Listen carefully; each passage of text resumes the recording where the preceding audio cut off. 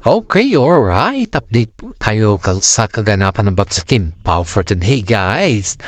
Tuwang-tuwa naman ako kasi si Paolo Avellino at saka si Kim Chi po ay nag-guest sa Pinoy Big Brother na kung saan po ay si Neneng Bading po ang nagsundo sa kanila sa guest room. Alam nyo ba, nakakatuwa sila guys kasi sa Pinoy Big Brother na kung saan po ay sa mga hindi nakakalam po may konting bigilan po ako ng konting kalaman. Si Kim Chiu po ay nanalo bilang isang big winner sa Pinoy Big Brother. That's why the Big Brother invited Kim Chiu as a guest. Kasi nga po, isa naman si Kim Chiu na naging isang big winner po. At yan po yung bago nakilala si Kim Chiu bilang isang Kim Chiu ay naging big winner muna siya guys ng Pinoy Big Brother. That was ang mga classmate niya nun sa Pinoy Big Brother is sila Gerald Anderson at that's why I just only remember Gerald Anderson. That's the time guys na naklicking Kimi Raul sa anin. Of course, ito na, balik tayo dito. Napakaswerte ng Kim Pao dahil ang pag-welcome sa kanila ng mga ka-housemate doon sa Pinoy Big Brother ay talagang napakaganda. Todo effort naman yung mga candidates sa Pinoy Big Brother na nandun sa loob ng bahay dahil alam naman nila guys na ang kanilang bisita is very very popular and very very decent. At walang iba yan kundi sila Paolo Avellino at saka si Kim Chiu guys. You know ang kanilang tema guys is in Spanish word or may pagkatagalog pero they are trying their best to yung accent ba na parang magkaroon sila ng accent na parang Spanish at saka parang Finland yung dating nila, parang France, ganun guys. So, kita naman natin dito guys na napakasaya naman nila na pag-welcome sa net. Napaka-special nilang dalawa. Isipin mo si Paolo Avellino talaga ay pihikan. Kitang-kita mo doon yung pagka-mahinhin niya, yung tahimik na mahinhin na hindi mo alam kung paano siya umismile or ano ba yung reason paano siya umismile. Dahil nandyan naman si Kimi, kitang-kita mo naman yung si Kimi ang nagdadala sa lahat. Kaya nga ang sabi ni Kimi is be cheerful, sabi niya kay Paolo kasi kitang niya kasi yung maluman na dating ni Paolo parang ang sexy niya kung ba mas sexy pa siya kaysa kay Kim Chiu. and you know guys natatawa yung mga nasa loob ng bahay sa kanila kasi ang pag-approach kasi nila kay Paolo Avellino it's look like kay Kimi din pero hindi nila alam na mahihain si Paolo Avellino. First time daw nilang makita si Kim Chiu na at saka si Kimi sa personal guys kaya sobrang sikat sila sa sobrang saya nila kaya ang lahat ng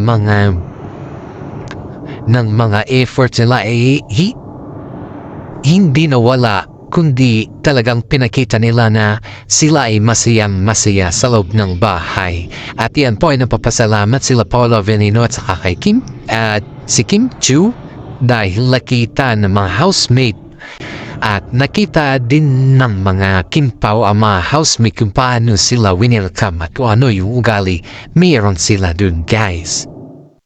You know guys, yun dito sa ating mga nakita or napanood ba in actual ba ay si Kim Chiu po ay pag kinatanong siya ng mga housemate patungkol sa kanyang love life at si Paolo patungkol sa kanilang status ba ay talagang panay ng iwas sa mga tanong ng mga housemate noong saan ay iniiwasan niya talaga kung alam niya ng patungunan dun yung matanong ibahin niya na naman yung mga kumbaga is umiwas talaga siya kasi ayaw niya kasi mabok kung anong meron sa kanila ni Paolo Avellino at alam naman din natin kung anong meron na sa kanila matagal na guys Ngayon guys ito, pag si Kimi naman po yung nagtatanong sa mga housemate, halos kahit kalit-liitan tinatanong, halos lahat ng tinatanong niya. Siyempre, kung ikaw kaya yung hot seat na tanongin dyan ni Kimi sa mga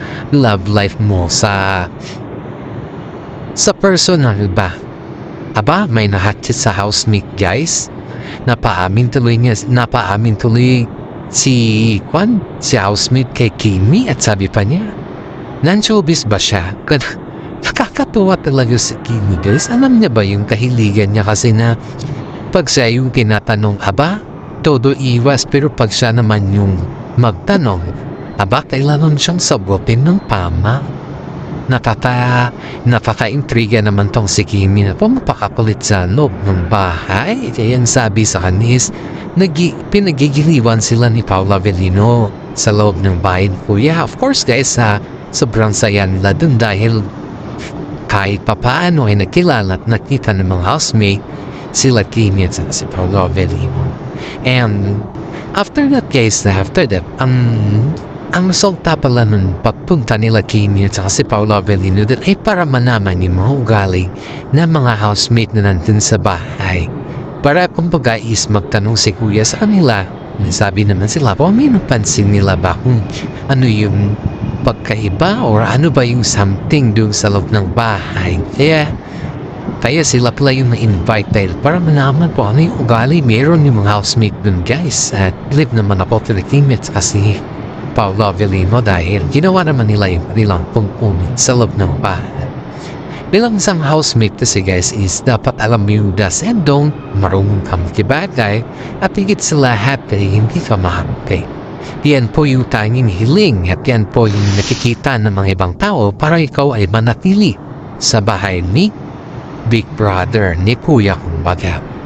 Sa ngayon guys nadako na naman tayo sa regalo ni Paula Avellino kay Kimi na kung saan po ay very excited si Kimi sa kanya. You know guys hindi ko alam kung sa mga hindi Kim Pao fans hindi ko alam po ibabasa ninyo itong sasabihin ko pero nasa inyo na yan. Pero ako, ina-update ko lang kayo.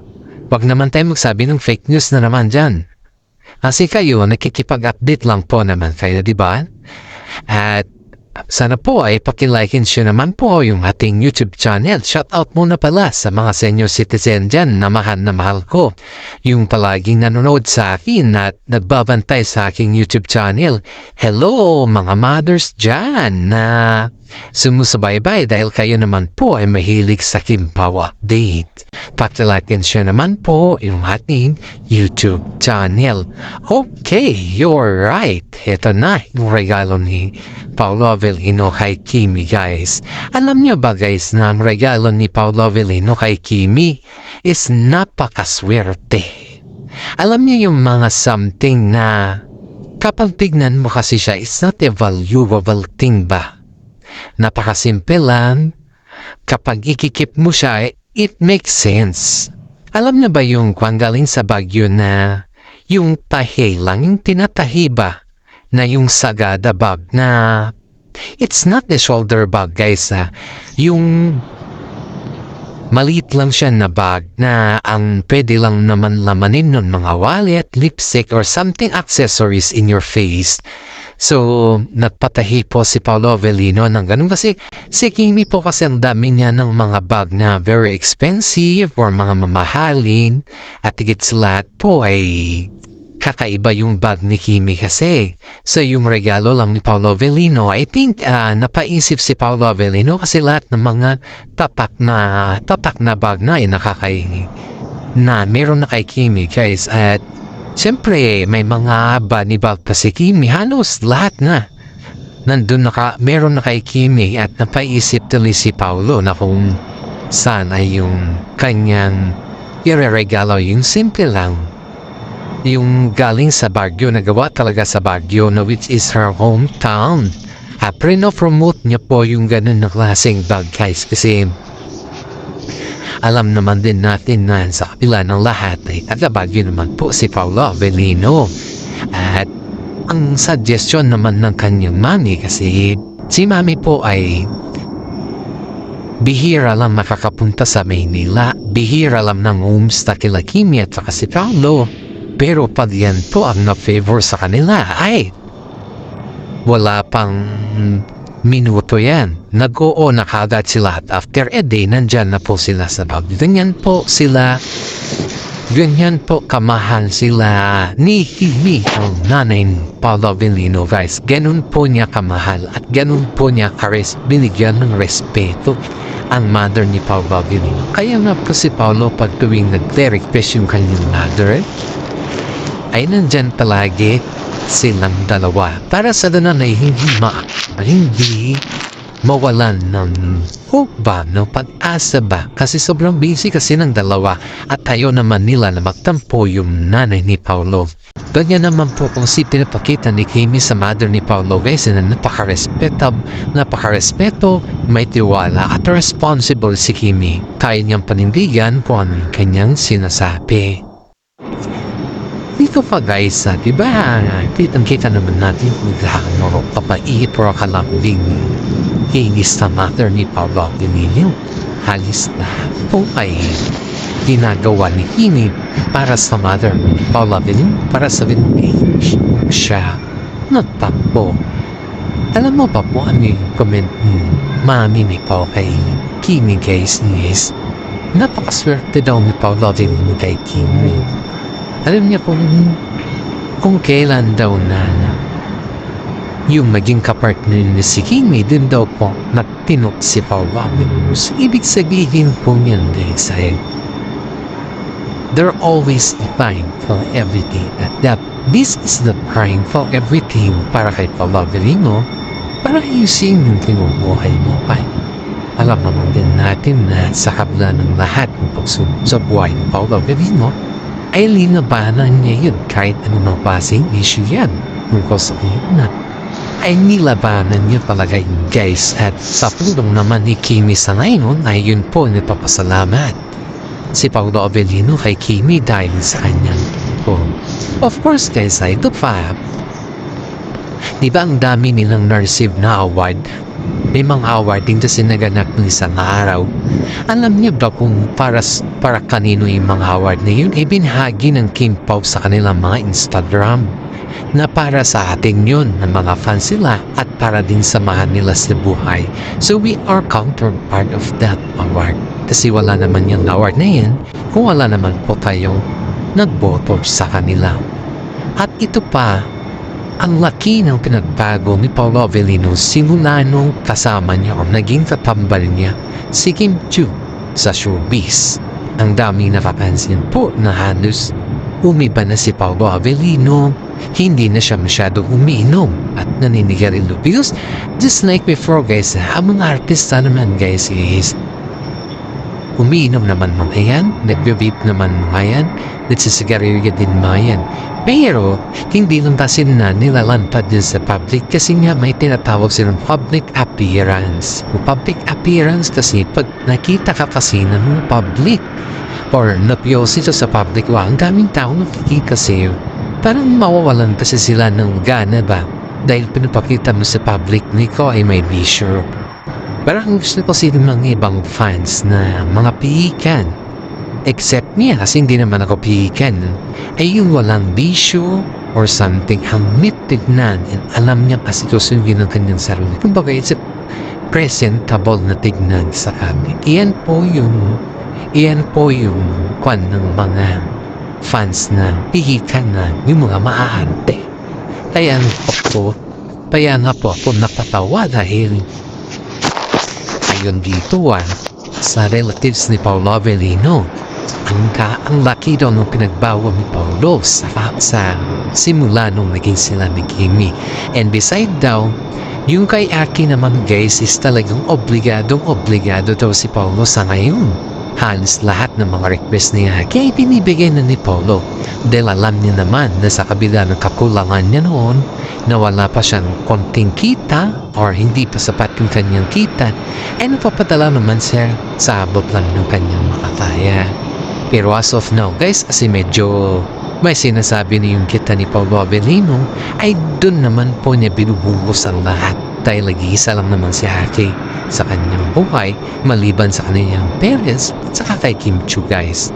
Kaya todo effort po ang Kim Pao sa ngayon ng gustong palakihin. Gusto na, you know guys ha, you know what, speaking for the anak ni Paolo Avellino may suggestion po si Kim Chiu dito pero hindi naman niya po brinout kung hindi niya po in-expand or hindi niya it's not explanation pero hindi niya lang kasi pinalawak ba.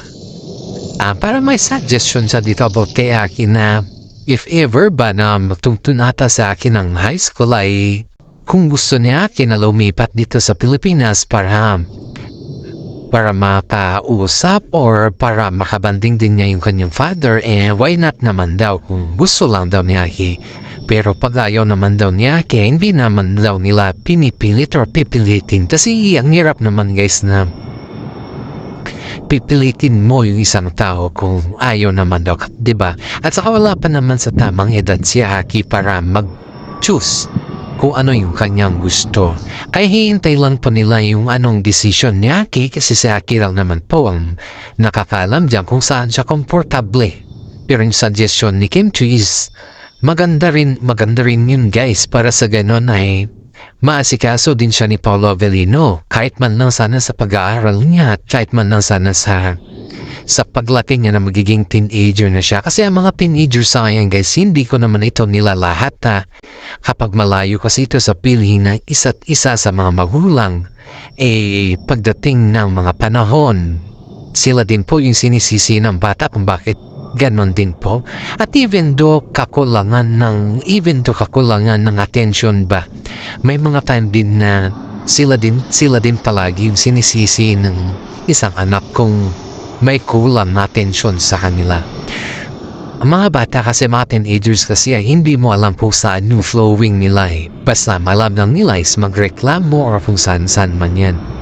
Hindi nila may sukat na isip na yung ginagawa ng mga magulang nila ay para din sa nila. Wala kasing ganyan sa mga teenagers. Bihira lang po yan. Kaya sana, hopefully nga na hindi naman maganon maging pananaw ni Aki sa kanyang buhay. Hindi ko naman sinasabi yung maging mapapariwala sa Aki dahil wala si Paolo Avellino. For the records only guys, na kay Aki naman yan. Kasi maganda naman yung paglaki ni LG kay Aki ang ayos naman marespetadong bata at napaka-genuine din yan. Pero mas maganda pa rin siguro kung parehas po sila na yung lumaki din si Paolo Avellino, try din niya na makabanding yung kanyang father kahit man lang sana sa kanyang high school life. Diba wala naman siguro masama guys if they try to each other kasi that is for good for Aki. Ito na naman tayo guys, iba na naman yung topic natin. Of course, tapos na kay Aki Ito na naman tayo guys sa mga comment. Basahin ko lang to. Galing ito sa senior citizen na from Canada, si Madam Lu.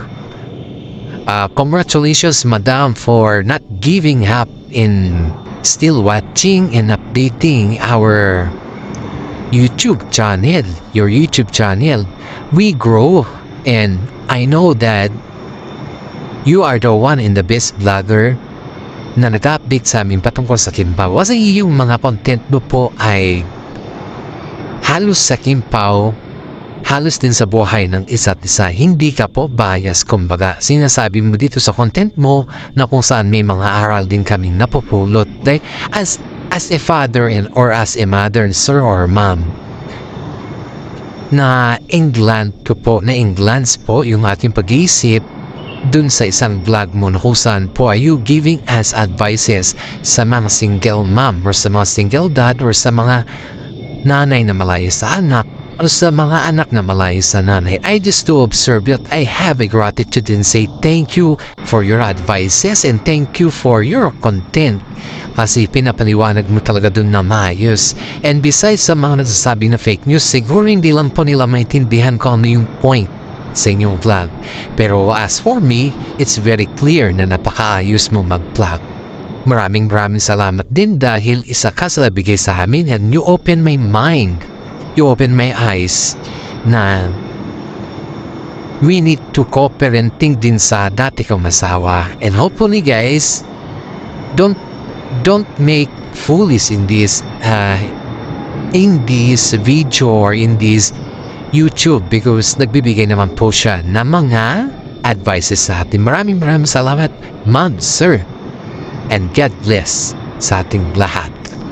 Wow, napakasarap sa pakiramdam, Ma'am Luna. Binigyan mo ako ng paranal sa aking YouTube channel. Usahan, ang dami kasi nagsasabi na napaka-fake news natin or ano dyan. Kasi hindi lang kasi nila napapanood or kumbaga hindi lang nila kasi naiintindihan ko ano yung point.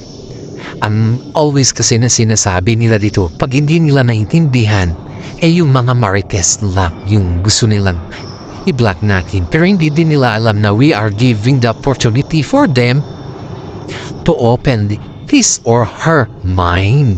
Kaya na po may mga advices din po tayong ilalagay dito para sa na hindi lamang po puro marites. Sige, syempre, sa katunayan po, may iba-iba din po tayong problema sa ngayon. Kaya this is the right time for us to clear everything at hanggang dito na lang po yung ating YouTube channel. Maraming salamat at God bless po sa ating lahat.